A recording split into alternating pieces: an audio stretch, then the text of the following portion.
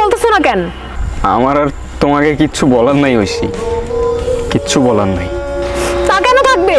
কারণ তুমি নিজেও ভালো করে জানো সব দোষ তোমার। সব দোষ আমার? সব দোষ আমার? তুমি বুঝে বলতেছো? তুমি কি বলতেছো?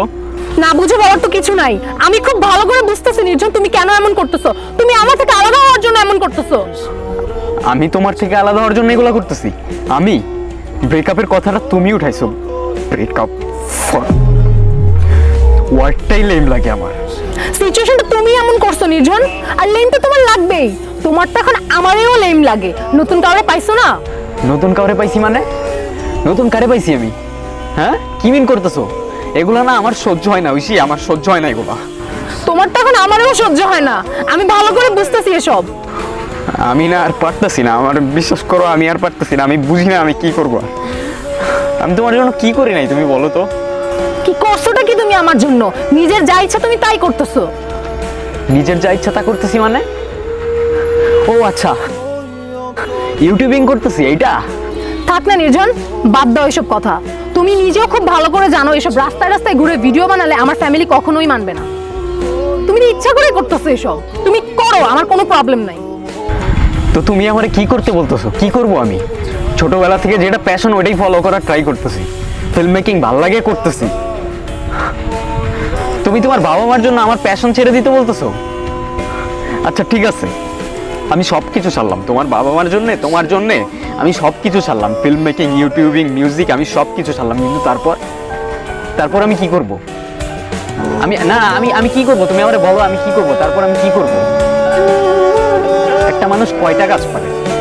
একটা মানুষ একসাথে কয়টা কাজ পারে? আমার যতগুলো কিন্তু এই সেক্টরে ঐশী। তোমাকে এসব বললে তোমার হাজারটা এক্সকিউজ রেডি থাকে। তুমি যা করতেছো নিজের জন্যই তো করতেছো, আমার জন্য কি কিছু করতেছো? আমি নিজের জন্য করতেছি? আচ্ছা কি করলে তোমার জন্য করা হবে বলো তো? থাক, আমার জন্য তোমার কিছু করতে হবে না। আর ওই যে মেয়েটা যার সাথে অ্যাক্টিং করো, ওর সাথে তোমার কি সম্পর্ক? ঐশী আবার তুমি এত লেম কথাবার্তা কেমনে বলো? ও আমার কো আর্টিস্ট, ওর সাথে আমার কি সম্পর্ক হবে? ও আচ্ছা, শুধুই কো আর্টিস্ট? তাহলে তুমি ফেসবুক পাসওয়ার্ড দিতে ভয় পাও কেন? দাও আমাকে ফেসবুক পাসওয়ার্ড দাও, আমি দেখি তোমার কো আর্টিস্টের সাথে তোমার কি কনভারসেশন হয়। আমি ভয় পাই না ঐশী। উপর থেকে নিচ পর্যন্ত যে মানুষটারে দেখতেছ, একটা রিয়েল মানুষ তোমার সামনে দাঁড়ায় আছে। কিন্তু তোমার ট্রাস্ট রাখার জন্য ফেসবুক পাসওয়ার্ড দেওয়ার আমি কোনো মানে দেখি না। আমার ভালোবাসা এতটা চিপ না। তুমি তো কিছুই করতে পারো না আমার জন্য। এমন রিলেশনশিপ রাখার কি কোনো দরকার আছে? কোনো দরকার নেই। তুমি যা বলতেছো বুঝে বলতেছো? না বুঝে বলার তো কিছু নাই।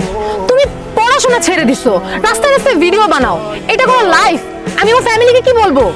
স্ট্রেইট বলো না, কি বলতে চাও? স্ট্রেটই বলতেছি যে আমার জন্য কোনো স্যাক্রিফাইস করতে পারবে না, তার সাথে আমি সারা জীবন থাকতে পারবো না। আর যে তার ফেসবুক পাসওয়ার্ড পর্যন্ত দিতে চায় না, ভয় পায়, এটা তো ক্লিয়ার যে সে আমার সাথে চিট করতেছে। কেন জানি নিজের খুব আনলাকি মনে হইতেছে সবটা দিক থেকে। তোমার মধ্যে যদি আমার জন্য এতটুকু পরিমাণ রেসপেক্ট থাকতো।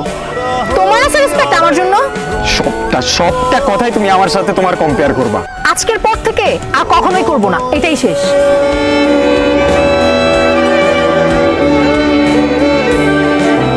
এর আগে ঐশী অনেকবার আমার জীবন থেকে চলে গিয়েছিল। ওই এখনকার রিলেশনশিপে যা হয় আর কি, সেম শেড। কিন্তু এবারে চলে যাওয়াটা আমার ভেতরে অনেক বড় একটা দাগ রেখে যায়। আর সেই দাগের কারণেই জন্ম নিল আরেকটা গল্প।